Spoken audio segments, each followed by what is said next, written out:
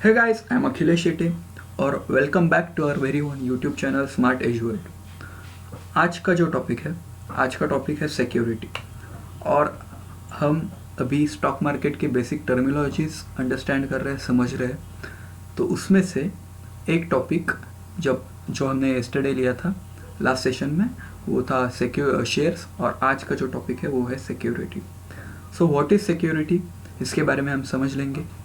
और ये पूरा वीडियो आप देख लीजिए और चैनल को सब्सक्राइब कीजिए, वीडियो लाइक कीजिए, शेयर कीजिए।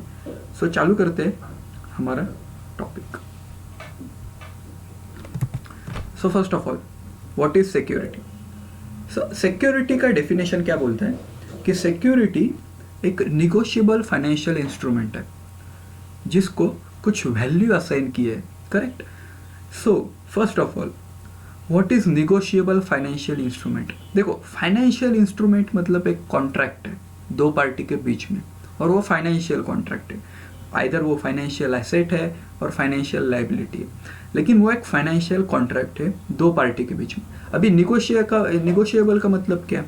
निगोशिएबल मतलब इजीली ट्रांसफरेबल, मतलब एक पर्सन से दूसरे पर्सन में वो एक्सचेंज हो सकता है, ट्रेड हो सकता है, ट्रांसफर हो सकता है। So financial instrument which is negotiable. Okay, so ये हो गया व्हाट इज सिक्योरिटी का बेसिक एक पार्ट, मतलब वो निगोशिएबल फाइनेंशियल इंस्ट्रूमेंट है। और दूसरा पार्ट क्या कहता है? दूसरा पार्ट कहता है कि उसको एक मॉनिटरी वैल्यू असाइन किए। लाइक अभी एक पीस ऑफ पेपर है, करेक्ट? ये पीस ऑफ पेपर सपोज एक फाइनेंशियल इंस्ट्रूमेंट है, लेकिन जब तक इसको कुछ मॉनिटरी वैल्यू असाइन नहीं होता, इसका कुछ मतलब नहीं है, इसको कुछ मीनिंग नहीं रहता।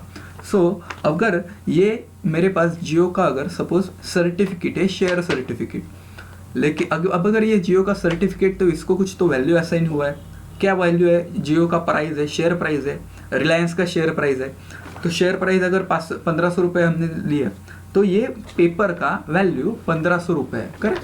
सो इसी हिसाब से सिक्योरिटी मतलब क्या? जिसको कुछ वैल्यू असाइन किया है और वो can be exchange with in दो पर्सन उसको एक्सचेंज कर सकते हैं, ट्रेड कर सकते हैं, आइदर ऑन द मार्केट कर सकते हैं और ऑफ द मार्केट कर सकते हैं।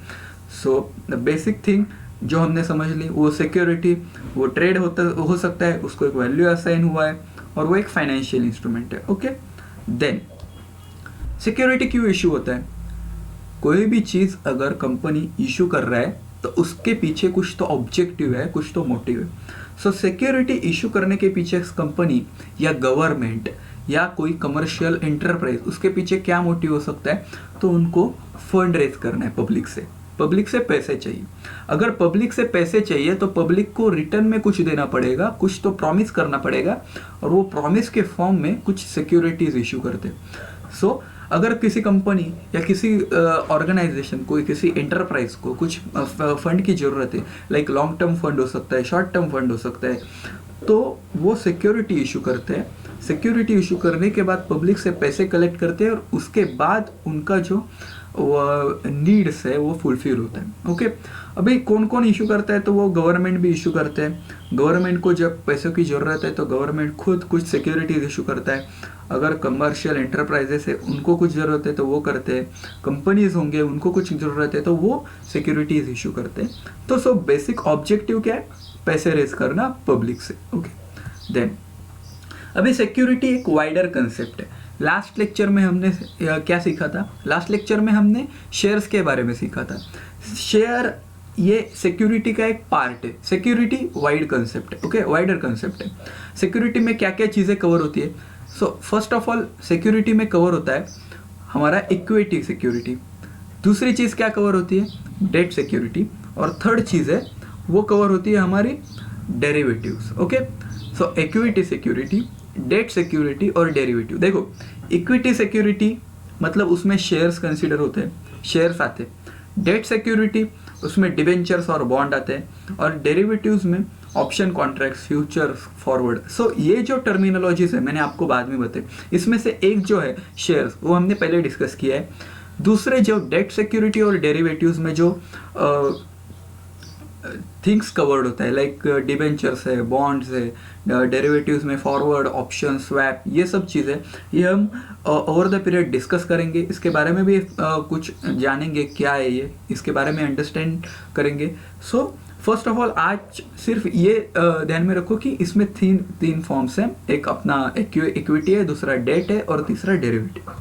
तो अभी इक्विटी सिक्योरिटी क्या मतलब, इक्विटी सिक्योरिटी मतलब क्या, इक्विटी सिक्योरिटी क्या रिप्रेजेंट करता है, कंपनी में ओनरशिप रिप्रेजेंट करता है। हमने वो कल देखा कि अगर कोई कंपनी का हमने शेयर परचेस किया तो वो हम उस कंपनी के हम लोग ओनर हो जाते हैं, प्रोपोर्शनेट होल्डिंग उस कंपनी में हमें मिलता है। उसी हिसाब से डेट सिक्योरिटी मतलब क्या है, डेट मतलब kind of a loan, correct. So जब हम कोई भी डेट सिक्योरिटी परचेस करते हैं तो हम कंपनी में ओनरशिप नहीं लेते, तो वो कंपनी के हम क्रेडिटर बनते हैं, बराबर। सो अभी डेट सिक्योरिटी के फॉर्म्स क्या है, डेट सिक्योरिटी में बॉन्ड्स आते हैं, डिबेंचर्स आते हैं, बैंक्स नोट आते हैं। तो इसके बारे में डिटेल में हम अगले कुछ सेशन में डिस्कस करेंगे। और थर्ड जो टाइप है उसका नाम है डेरिवेटिव। सो डेरिवेटिव में भी अलग अलग टाइप के ऑप्शन कॉन्ट्रैक्ट है। डेरिवेटिव मतलब क्या, डेरिवेटिव मतलब ऐसी एक कॉन्ट्रैक्ट जिसके रिटर्न्स और जिसके लॉसेस जो कुछ भी है वो एक अंडरलाइन एसेट के बेस पे डिसाइड होते हैं। सो ये भी हम बाद में डिस्कस करेंगे। So derivative, so first of all आज हमें ये देखना है कि सिक्योरिटी के फॉर्म्स क्या है और वो क्या रिप्रेजेंट करते हैं। तो first of all equity security क्या रिप्रेजेंट करता है, ओनरशिप रिप्रेजेंट करता है।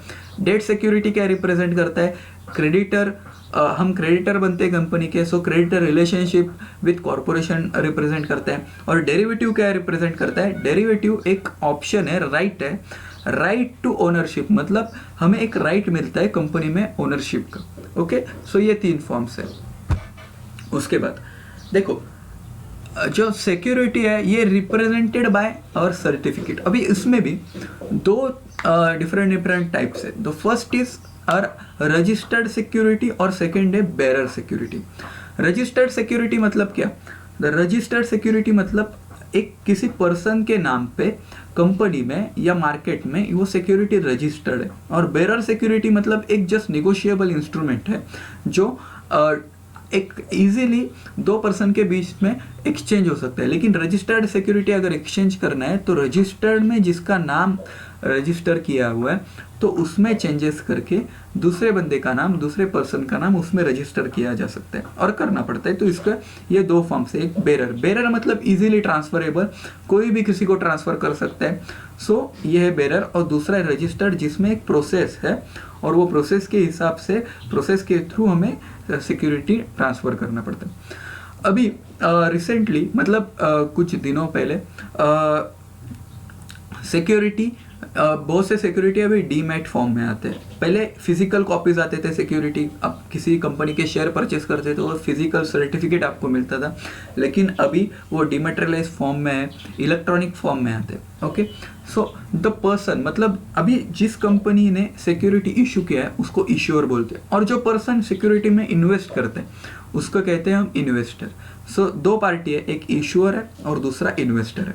ओके, सो अभी सिक्योरिटी का अल्टरनेटिव क्या है, अगर किसी कंपनी को फंड रेज करना है तो कंपनी बैंक लोन भी ले सकता है, टर्म्स लोन भी ले सकता है, लेकिन उसका अल्टरनेटिव देखो, बैंक लोन अगर लेना है तो उसका शायद कॉस्ट ज़्यादा हो सकता है, उसमें कंप्लायंसेस ज़्यादा हो सकते हैं, या फिर अलग अलग कुछ क्राइटेरिया है जिसकी वजह से कंपनी को दो अल्टरनेटिव्स मिलते हैं। आइदर वो बैंक लोन ले सकते हैं या फिर पब्लिक इशू कर सकते हैं, पब्लिक से पैसे रेज कर सकते हैं।